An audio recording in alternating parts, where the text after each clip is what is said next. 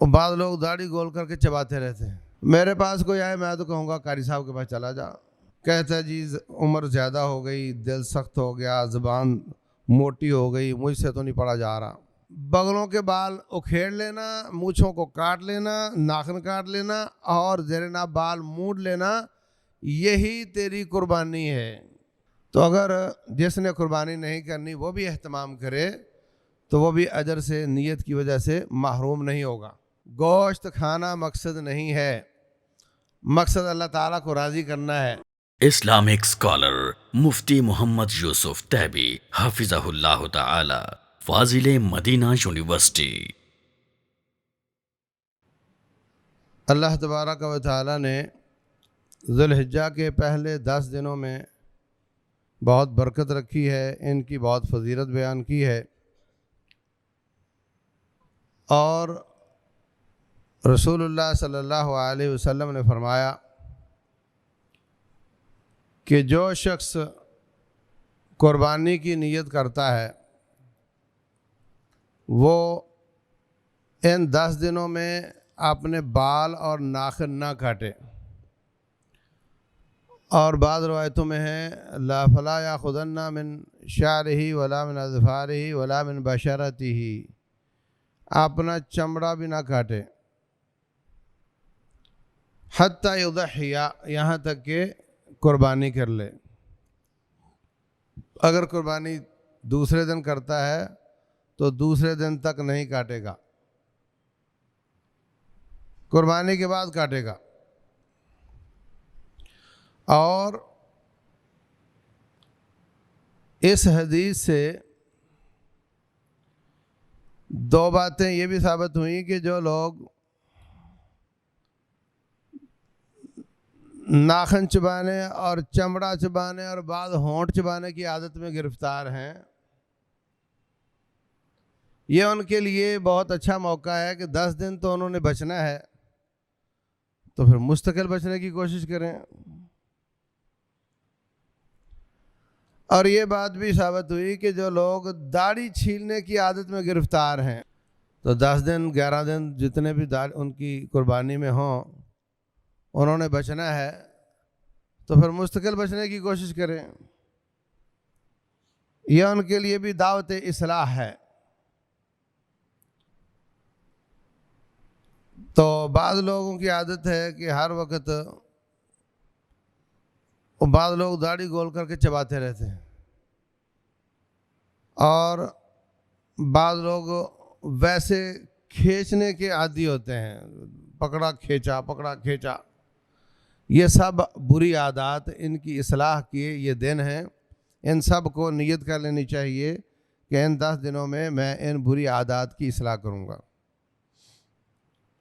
दूसरी बात यह है कि रसूलुल्लाह सल्लल्लाहु अलैहि वसल्लम के पास एक आदमी आया, कहता जी मुझे आप कुरान सिखाएं। सुभान अल्लाह। मेरे पास कोई आए मैं तो कहूँगा कारी साहब के पास चला जा,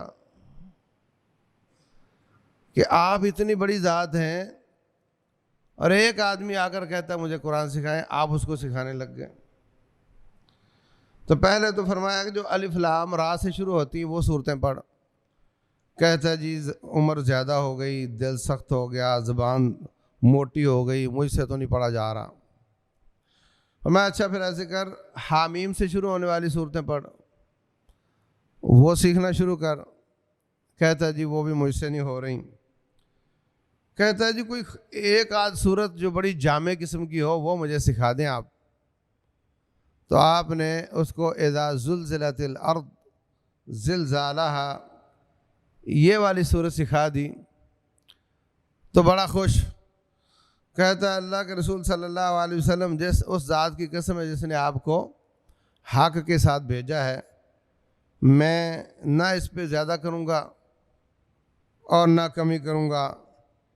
वो चला गया तो रसूलुल्लाह सल्लल्लाहु अलैहि वसल्लम ने फरमाया अफ़लहर रवैजिल, शायद उसका कद छोटा हो। रजुल कहते हैं आदमी को, रवैजल कहते हैं छोटे आदमी को। ये बंदा कामयाब हो गया। फिर फरमाया इसको वापस बुलाओ। वापस बुलाया तो फरमाया उमिर तो बियौमिल अज़हा, अल्लाह ताला ने मुझे अज़हा के दिन कुर्बानी करने का हुक्म दिया है। मुस्नद अहमद की इस हदीस से साबित हुआ कि ये हुक्म है, ताकत रखने वाले पर कुर्बानी करने का हुक्म है, लाजिम है, वाजिब है। तो कहता है जी मेरे पास तो बकरी है जिसका हमारे बच्चे दूध पीते हैं और तो मेरे पास नहीं है, तो क्या वही ज़िबा कर दूं? आपने फरमाया नहीं, वो तो बच्चों की खुराक है, वो ज़िबा ना करो। आप एक काम करो, ईद वाले दिन बगलों के बाल उखेड़ लेना, मूँछों को काट लेना, नाखून काट लेना और ज़ेरे बाल मूड लेना, यही तेरी कुर्बानी है। यहाँ भी एक बात तो ये कि अगर वो 10 दिन भी मूछें काटता रहा, नाखून काटता रहा, तो फिर ईद वाले दिन क्या काटेगा? तो साबित हुआ वो ये 10 दिन रोकेगा, हाजियों की मुशाबहत करेगा। इसने कुर्बानी का इरादा नहीं किया, मगर फिर भी ये नहीं काटेगा, रुकेगा, एहतमाम करेगा और ईद वाले दिन काटेगा, तो इसको अल्लाह ताला कुर्बानी का अजर दे देगा। अगर जिसने कुर्बानी नहीं की, बाद लोग कहते हैं जी ये कहाँ लिखा है कि 10 दिन नहीं काटेगा। अभी ये वो अंदर अंदर लिखा हुआ है, समझने वालों को समझ आ जाता है। मैं कहता हूँ मेरे पास 10 रुपए हैं, तो इसमें एक बात साबित हो रही है कि 11 नहीं है। तो जब फरमा दिया कि ईद वाले दिन ये सारे काम करेगा, तो इसका मतलब पहले नहीं करेगा। तो अगर जिसने कुर्बानी नहीं करनी वो भी एहतमाम करे, तो वो भी अजर से, नियत की वजह से महरूम नहीं होगा। तो हमें इन दिनों का एहतमाम करना चाहिए, नाखून बाल काटने के हिसाब से भी, और इन दिनों रोज़े रखना, इन दिनों तकबीरात इहराम ऊंची आवाज़ से पढ़ना, आखिरी दिन की मगरिब तक, यकम ज़िलहिज्जा से लेकर 13 ज़िलहिज्जा की मगरिब तक तकबीरात पढ़नी चाहिए। और इन दिनों में सदका खैरात करना चाहिए, और खुसूसन इन दिनों में जो अरफात के दिन का रोज़ा है वो रखना चाहिए। आपके करीब जो उलमा जिस दिन को अरफा करार देते हैं उसी दिन रख लो, इंशाअल्लाह अजर से महरूम नहीं होगे। तो रसूलुल्लाह सल्लल्लाहु अलैहि वसल्लम ने फरमाया मा मिन अय्यामिन अल अमल सालिहु फीहिन्ना अहब्बु इलल्लाह मिन हाज़िहिल अश्र, सारे साल में ऐसे दिन नहीं आते जिनमें की हुई नेकी अल्लाह ताला को इन 10 दिनों की नेकी से ज़्यादा पसंद हो। और यहाँ एक बात और साबित हुई कि पहले दिन की कुर्बानी का अजर, उसका मुकाबला दूसरे तीसरे दिन वाली कुर्बानी नहीं करती, क्योंकि पहला दिन इन 10 में से एक है। तो दूसरे दिनों की कुर्बानी 10 तारीख की कुर्बानी का मुकाबला नहीं कर सकती। तो 10 तारीख मगरिब की अजान से पहले पहले जो जानवर ज़िबा हो जाएगा उसका अजर बहुत ज़्यादा होगा। बाद लोग कहते हैं कि फ्रिजों में जगह कम है, सब बेटों ने कुर्बानी करनी है, तो फिर बारी बारी करो ताकि खाते भी रहो, उड़ाते भी रहो, कोई बोटी बाहर ना जा सके। आखिरी दिन में भी कर लो ताकि उस दिन तक कुछ गुंजाइश बन चुकी होगी। तो जी भाइयों, गोश्त खाना मकसद नहीं है, मकसद अल्लाह ताला को राज़ी करना है। लन यनालल्लाह लुहूमुहा वला दिमाउहा वलाकिन यनालुहु तक़वा मिनकुम। अल्लाह के पास ना खून जाता है ना गोश्त जाता है, अल्लाह के पास तो दिल की कैफियत जाती है, तक़वा लिल्लाहियत जाती है।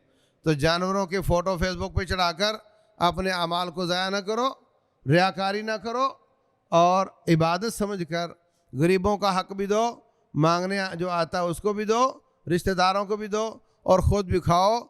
इसमें 3 हिस्से करने वाला तसव्वुर ज़रूरी नहीं। आप 90% आपने रख लो, 10% बांट दो तो जायज़ है, लेकिन कोशिश करो कि आने वाले को खाली हाथ ना जाने दो। वल्लाहु आलम व सल्लल्लाहु वसल्लम व बारका अला नबीना मुहम्मद।